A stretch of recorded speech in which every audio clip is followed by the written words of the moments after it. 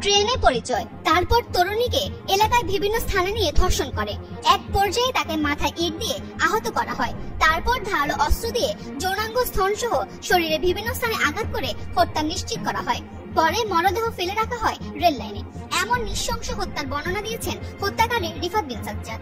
এদিকে হত্যাকাণ্ডের পরও আসামি সাজ্জাদ একের পর এক অপরাধ কর্ম চালিয়ে যেতে থাকে। ক্রাইম থ্রিলার সিনেমার মতো সবকিছু লুকালেও শেষ রক্ষা হলো না আসামির। ইজি বাইক চুরি করতে গিয়ে জনতার হাতে আটক হয় সে। মুঠোফোনে পাওয়া ভিডিও সূত্র ধরে বেরিয়ে আসে চাঞ্চল্যকর ওই হত্যাকাণ্ডের সব কাহিনী। সোমবার দুপুরে পঞ্চগড় পুলিশ সুপারের কার্যালয়ে সংবাদ সম্মেলন করে হত্যাকাণ্ডের বিস্তারিত তথ্য তুলে ধরেন পুলিশ সুপার মিজানুর রহমান মুন্সি।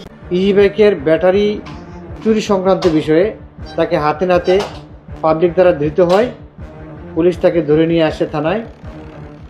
তখন তার পকেটে একটি মোবাইল পাওয়া যায়। সেই মোবাইল দেখা যায় যে তার মোবাইলে কিছু ভিডিও এবং নগ্ন একটা মেয়ের ভিডিও এবং নগ্ন ছবি আছে। তখন তাকে জিজ্ঞাসাবাদে জানা যায় যে একটি চাঞ্চল্যকর তথ্য সে দেয়। এই ছেলেটির কাছে মোটা অঙ্কের টাকা চাই এবং তার মোবাইলটি চাই। এই নিয়ে দুজনের মধ্যে তর্কাতর্কি হয়। এক পর্যায়ে মেয়েটি তার মাকে উল্লেখ করে গালি দিলে ছেলেটি তখন ক্ষিপ্ত হয় এবং তখন ছেলেটি তাকে তার ওড়না দিয়ে বেঁধে, দুই হাত সুপারি গাছের সাথে বেঁধে মেয়েটিকে ইট দ্বারা তার মাথায় আঘাত করে। ইতিমধ্যে তার একটা ভিডিও করেছে ওখানে বাঁধার পরে। সেই ভিডিওটা তার মোবাইলে ছিল। তাকে হত্যা করার পরে সে একটি বাজারের দোকান থেকে একটা ছুরি আনে, চাকু, সেই চাকুরে দিয়ে তাকে বীভৎসভাবে তার বিভিন্ন জায়গায় তাকে আঘাত করে তাকে হত্যা করে এবং সেই জায়গাটা রেল স্টেশন থেকে আনুমানিক 200-300 গজ দূরে।